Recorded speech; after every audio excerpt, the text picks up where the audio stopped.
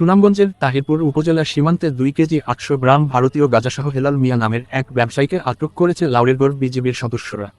বিজিবির হাতে আটক হেলাল মিয়া উপজেলার উত্তর বড়দল ইউনিয়নের শিমুলতলা গ্রামের লাহুর মিয়ার ছেলে। 24শে জুন মঙ্গলবার 5টার দিকে ভারত থেকে গাঁজা নিয়ে বাদাঘাটে যাওয়ার পথে উত্তর বড়দল ইউনিয়নের জনপ্রিয় পর্যটন স্পষ্ট শিমুল বাগান এলাকায় থেকে তাকে আটক করে লাউড়েরগড় সীমান্ত ফাঁড়ির নিয়মিত টহল দল। বিজিবির সূত্রে জানা যায়, গাঁজা ব্যবসায়ী হেলাল মিয়া চাঁদপুর সীমান্ত দিয়ে অবৈধভাবে ভারতে অনুপ্রবেশ করে ভারতীয় গাঁজা নিয়ে বাংলাদেশ ফেরত আসে।